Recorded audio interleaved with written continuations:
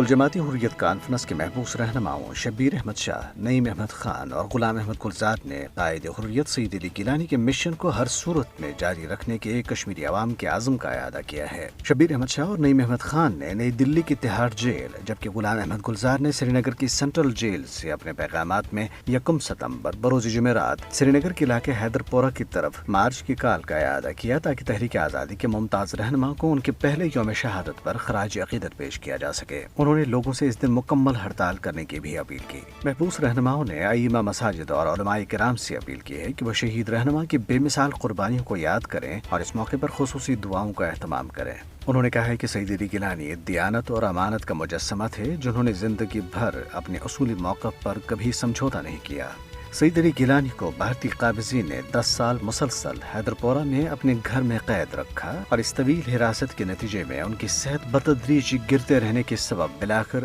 گزشتہ سال 1 ستمبر کو انہوں نے جام شہادت نوش کیا تھا۔ بھارتی فوج نے انتہائی ڈھٹائی سے ان کی میت چھین کر انہیں رات کے اندھیرے میں فوجی محاصرے میں خفیہ طور پر دفن کر دیا تھا، جو فسطائیت کا ایک کھلا مظاہرہ تھا۔ آج جب ایشیا کپ میں دبئی انٹرنیشنل کرکٹ اسٹیڈیم میں پاکستان اور بھارت کے درمیان مقابلہ ہو رہا ہے، بھارتی پولیس اور ایجنسیوں کو میچ کے دوران اور بعد میں بھارت کے مختلف اداروں میں زیر تعلیم کشمیری طلبہ کی سوشل میڈیا پوسٹس پر کڑی نظر رکھنے کی ہدایت کی گئی ہے۔ گزشتہ سال اکتوبر میں ورلڈ کپ کے میچ میں بھارت کی بدترین شکست پر بہت سے کشمیری طلبہ کو سوشل میڈیا پر پاکستان کرکٹ ٹیم کی تعریف کرنے پر گرفتار کیا گیا تھا۔ بھارتی قابضین نے اس موقع پر بھارت کے خلاف اور پاکستان کے حق میں ممکنہ اور روایتی مظاہروں کے پیش نظر سری نگر اور مقبوضہ علاقے کے دیگر مقامات پر نگرانی بڑھا دی ہے۔ کل جماعتی حریت کانفرنس کی آزاد جموں کشمیر شاخ کے سینئر رہنما محمد فاروق رحمانی نے اسلام آباد میں جاری ایک بیان میں اقوام متحدہ پر زور دیا ہے کہ وہ مقبوضہ جموں کشمیر میں جنم لینے والے انسانی عالمیے پر توجہ مرکوز کرے اور علاقے کے لیے اپنا ایک خصوصی نمائندہ مقرر کرے جو مختلف جیلوں میں مقید حریت رہنماؤں سے ملاقات کر کے